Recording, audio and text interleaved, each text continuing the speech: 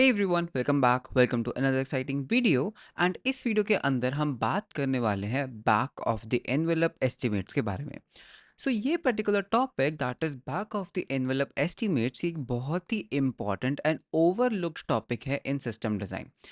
अगर आप एक सीनियर लेवल के ऊपर काम कर रहे हैं और in a company where your job is to design and architect the systems, this particular topic that is back of the envelope calculations is very very very critical for you.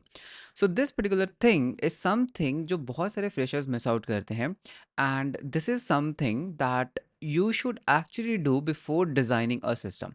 इस particular video के अंदर मैं आपको real life examples बताऊंगा that हम इस चीज़ को कैसे यूज़ कर सकते हैं, कैसे यूज़ करते हैं पर्सनली। बहुत ही ईजी टॉपिक है but yet very important. With that let's start with the video. All right, back of the envelope calculations. I think थोड़ा थोड़ा डायग्राम देखने के बाद ही पता लग गया होगा what we are going to talk about. जब भी हम एक सिस्टम डिज़ाइन करते हैं हमें कुछ फिजिकल रिक्वायरमेंट्स होती हैं, राइट। रिक्वायरमेंट्स लाइक मुझे एक कंप्यूट मशीन चाहिए, मुझे एक सर्वर चाहिए, मुझे एक डेटाबेस चाहिए एंड मुझे कुछ स्टोरेज चाहिए। ये तीन चीज़ें एक बेयर मिनिमम चीज़ें हैं, एक बेयर मिनिमम रिक्वायरमेंट्स हैं to actually get my system up and running. मुझे स्टोरेज चाहिए टू स्टोर सम मीडिया, मुझे डेटाबेस चाहिए to store the data, and मुझे ऑफकोर्स सर्वर्स चाहिए। But the problem is that मुझे कितनी स्टोरेज चाहिए हमें नहीं पता, मुझे कितना डेटाबेस का साइज चाहिए हमें नहीं पता, मुझे कितना स्ट्रॉन्ग डेटाबेस चाहिए आई डोंट नो, मुझे कितने सर्वर्स चाहिए मुझे नहीं पता। That is where your back of the envelope calculation comes in to the play. Okay, ये बेसिकली एक गूगल साइंटिस्ट जेफ डीन ने रिसर्च किया था एंड उनकी एक प्रेजेंटेशन है जिसके अंदर से एक कॉन्सेप्ट निकल कर आता है। व्हाट हैपेंस इज, थोड़ा रियल लाइफ पहले थोड़ा रियल लाइफ के ऊपर बात करते हैं। ओके, रिसेंटली हम एक प्रोजेक्ट के ऊपर वर्क कर रहे थे एंड हमें उसका डिप्लॉयमेंट करना था। व्हाट हैपेंस इज, जब भी हम उसका डिप्लॉयमेंट करते हैं तो डेवऑप्स टीम हमें पूछती है दैट आपको कितने रिसोर्सेज चाहिए। अगर आपको सर्वर्स चाहिए, कितने फिजिकल सर्वर्स चाहिए, मैंने बोला मुझे 2 सर्वर्स दे दो। और उनकी कॉन्फ़िगरेशन क्या रहेगी, मतलब कि उसमें कितने सीपीयू चाहिए और आपको कितना जीपीयू चाहिए, नॉट जीपीयू, कितना सीपीयू एंड कितना मेमोरी चाहिए हमें वो बताओ। देन उन्होंने पूछा कि अगर आपको एक मैनेज्ड डेटाबेस सर्विस लेनी है तो उसके अंदर कितना सीपीयू एंड कितना रैम चाहिए डेटाबेस के लिए। Then they asked me that how much storage, how much disk space you need, SSD कितने जीबी की चाहिए। नाउ द थिंग इज कि अगर आप एक फ्रेशर होते हो ना, जैसे ही ये नंबर्स आते हैं ना आप ओवरवेलम हो जाते हो। आपको नहीं पता कि आपका जो सिस्टम है वो कैसा परफॉर्म करता है, आपका स्केल क्या है, कितने यूजर्स हैं, लोड कैसे पड़ता है। यू विल बी सेइंग यार मुझे एक 8 सीपीयू मशीन दे दो, right, a random guess. Now the thing is आपने ये 8 सीपीयू कैसे कैलकुलेट किया। हो सकता है आपके इतने यूजर्स ही नहीं है, आप इतना लोड ही नहीं जनरेट कर रहे हो and you are just wasting the resources. आपने 8 सीपीयू की एक मशीन को एलोकेट करवा लिया जिसकी पर our cost is like decent enough, but आप उसको फुल यूटिलाइज कर ही नहीं रहे हो। मे बी आपका काम सिर्फ 2 सीपीयू में हो जाता, या फिर आपने कॉस्ट कटिंग के केस में आपने उनको बोला कि यार मेरे लिए एक 2 CPU machine is enough, but वो क्रैश कर गई। How to come up with these numbers कि मुझे एक्चुअली कितने रिसोर्सेज चाहिए, that is way your back of the envelope calculation comes in to the play. So back of the envelope, इसका जो name है ना ये बहुत इंटरेस्टिंग नेम है, दैट इज बिकॉज ये एस्टिमेट्स के ऊपर काम करता है। आपने कभी एक एनवेलप देखा होगा, राइट, जिसके अंदर हम कुछ लेटर लिखते हैं, पोस्ट करते हैं, एंड उसके बैक पे लिखना is like basically doing a rough calculation. हम यहाँ पर कोई स्ट्रक्चर्ड कैलकुलेशन नहीं कर रहे हैं, it is all rough calculations. ठीक है, जो हम रफ करते हैं ना कि यार एक काम करते हैं, अगर इतने यूजर्स होंगे इतना वो डेटा स्टोर कर लेंगे, इतने डेली एक्टिव यूजर होंगे, तो करते करते अगर इतनी भी मुझे मशीन मिल जाए तो मेरा काम चल जाएगा। This is what is known as a back of the envelope calculation. हर चीज एक एस्टिमेट्स, एक रफ एस्टिमेट्स के ऊपर चलती है। Okay, back of the envelope calculations में there is one very important thing जो आपको पता होना चाहिए। Number one, you should know how to calculate seconds in a day. Okay, कैसे करते हैं, 24 आवर्स का एक डे होता है, into 60 right, 60 minute 60 seconds, and you get this answer that is approximate. Back of the envelope calculation का rule number one क्या कहता है, हर चीज को अप्रोक्सीमेट कर दो, हर चीज को राउंड ऑफ कर दो। ओके, बिकॉज हम यहाँ पर सिर्फ और सिर्फ एस्टिमेट्स की बात कर रहे हैं।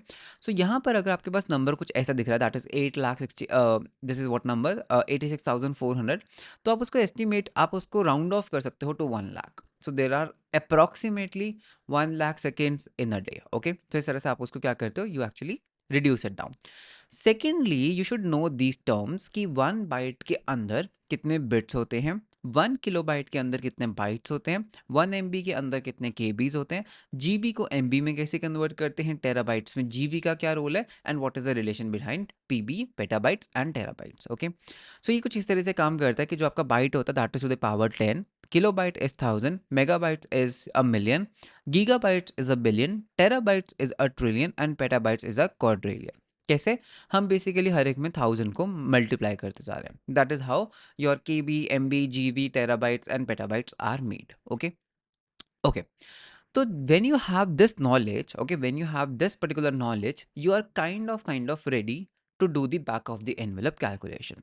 बट उससे पहले यहाँ पर एक बहुत ही इंपॉर्टेंट आर्टिकल है, this is from byte byte go. Okay, इस चैप्टर के अंदर ना there is a thing known as latency numbers. Okay, ये लेटेंसी नंबर्स क्या कहते हैं कि अगर आप इसको पढ़ते हो कि अगर आप कोई चीज़ को L1 कैश के अंदर रखते हो, so the latency time is 0.5 nano seconds. Okay, अगर आप L2 में रखते हो इट्स अ 7 नैनो सेकेंड्स, अगर आप मेन मेमोरी में रखते हो तो इट्स अ 100 नैनो सेकेंड्स।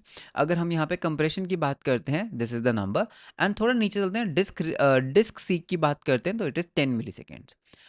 मैं आपको इसका एक क्रक्स बताता हूँ, ठीक है? यहाँ पर एक क्रक्स है दैट इज़ वेरी इंपॉर्टेंट, कि एक चीज़ हमेशा अपने माइंड में रखना कि जो मेमोरी होती है it is fast.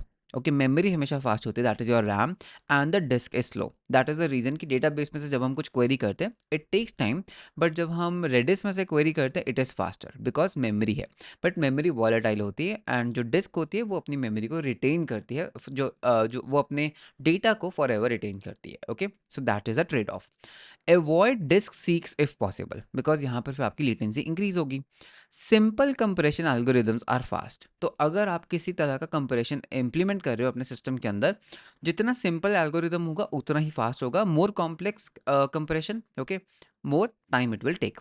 compress the data before sending it over the internet if possible. Okay, data centers are usually in different region and it takes time to send data between them. So अगर मैं India के अंदर हूँ और मैं Google के किसी US वाले सर्वर से बात कर रहा हूँ जो यूएस के अंदर है, तो the latency will increase. Okay, अगर आपको ये सारे numbers plus you know all this things, that is where you can actually do a back of the envelope calculation. Okay, so एक काम करते हैं, एक छोटा सा एक back of the envelope calculation करके देखते हैं। ओके, सो यहाँ पर हमारे लिए एक एग्जाम्पल है।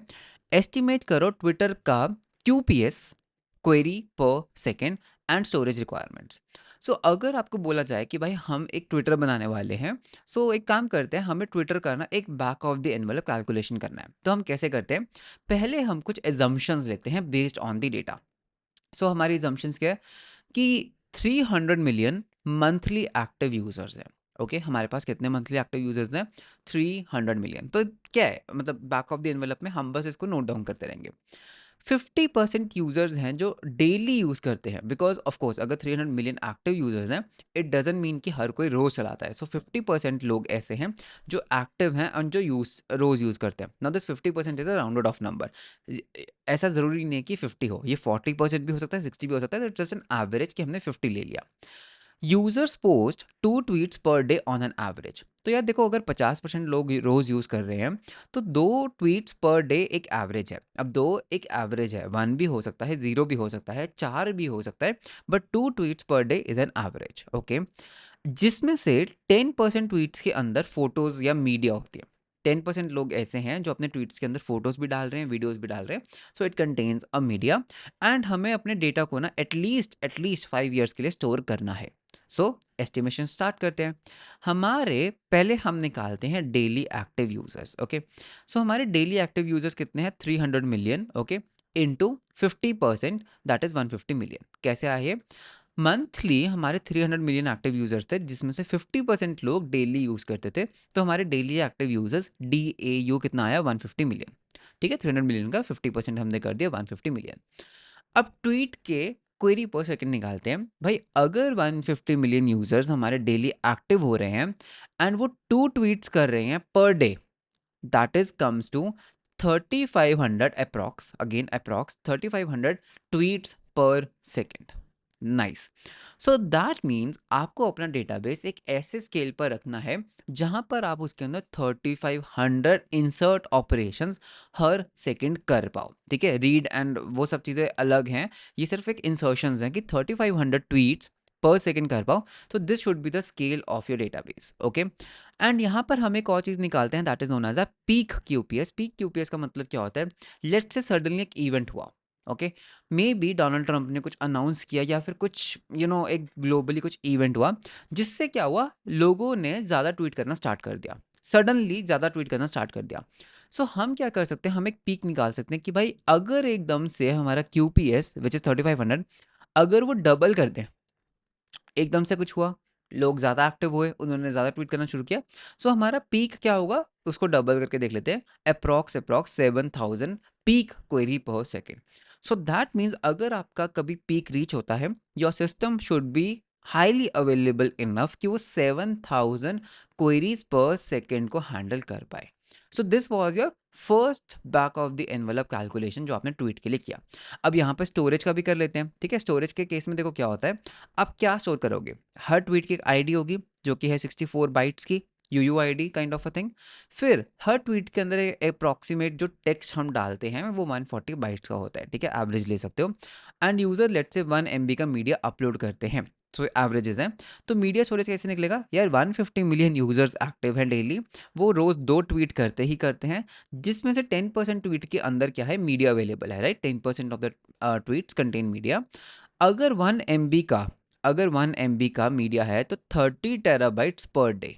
एंड अगर हमें इसको 5 years के लिए स्टोर करना है तो 55 पेटाबाइट्स अप्रॉक्सीमेट ऑफ स्टोरेज मुझे यहाँ पर बाय करनी होगी, मेरी इतनी स्टोरेज लगेगी over the next 5 years, okay. So this is basically your storage का back of the envelope calculation, okay. So this is how you do a back of the envelope calculation. अब यहाँ पर एक टिप्स है which is very important. So ये tips क्या कहती हैं, नंबर 1, राउंडिंग एंड अप्रॉक्सीमेशंस, ठीक है। कभी भी आपको रियल नंबर के ऊपर जाने की जरूरत नहीं है, हमेशा उसको ना नियरेस्ट टेंस के ऊपर आप राउंड ऑफ कर सकते हो। फॉर एग्जांपल, अगर आपके पास कुछ ऐसा नंबर आता है लाइक 99987 डिवाइड बाय 9.1, आप इसको सिंप्लीफाई कर सकते हो to look something like see 1 lakh divide by 10, okay. Approximations के ऊपर चलता है, यहाँ पे कुछ भी रियल ऐसा नहीं होता है। Write down your assumptions, it's a good idea to write down your assumptions. So यहाँ पे आप देख रहे हो ना, एजम्पशंस हमने ली थी, तो ये एजम्पशंस ना हमेशा आपको क्लियरली लिख लेनी चाहिए कि मैं क्या एज्यूम कर रहा हूँ कि मेरे डेली एक्टिव यूजर्स कितने हैं, मंथली कितने हैं। मैं एज्यूम कर रहा हूँ कि 50% लोग ऐसे हैं जो डेली ट्वीट करेंगे जिसमें से 10% में मीडिया होगा, तो ये एजम्पशंस राइट डाउन करना is a good idea. Always and always label your units. जब भी हम back of the envelope calculation करते हैं, इट्स रियली इंपॉर्टेंट कि आप राइट डाउन करो विद द यूनिट्स कि भाई मैं यहाँ पर एमबीज की बात कर रहा हूँ या टेराबाइट्स की बात कर रहा हूँ। सिर्फ 5 लिखने का कोई मतलब नहीं है। यू कैन सी यहाँ पर हम मिलियंस, यहाँ पर हम आवर्स, सेकेंड्स, ये जो हमने लिखा है ना, ये जो हमने यूनिट्स हम यहाँ पर लिख रहे हैं, it's a very good idea to always write down these units, okay. So this is next thing, label your units हमने कर लिया। And then we have commonly asked back of the envelope estimations. तो इसमें basically हम क्यूपीएस निकालते हैं, peak क्यूपीएस निकालते हैं, स्टोरेज निकालते हैं। So this is how we basically calculate the back of the envelope calculations of our systems, okay. ये जो पर्टिकुलर चीज़ें हैं ना, इनका ना कोई फिक्स फॉर्मूला नहीं है, आप इनमें बेटर होते हो विद एक्सपीरियंस। जो एक्सपीरियंस है ना, that is the best teacher right here. कैसे, वो मैं आपको बताता हूँ। आपने कुछ एक back of the envelope calculation किया, आपने अपना सिस्टम में उसको इम्प्लीमेंट किया, एंड यू फिगर्ड आउट कि आपने जो कैलकुलेट किया था वो एक्चुअली में कम था। इन इन रियलिटी जो आपके रिसोर्सेज है वो ज़्यादा यूज़ हो रहे हैं। So next time you will know how to calculate it better, because यहाँ पर सारी, अगर आप देख पा रहे हो, अप्रॉक्सीमेशन है, यहाँ पे कुछ भी रियल नंबर्स नहीं, दीज ऑल आर अप्रॉक्सीमेशंस। तो ये चीज़ें आती हैं आपके एक्सपीरियंस से।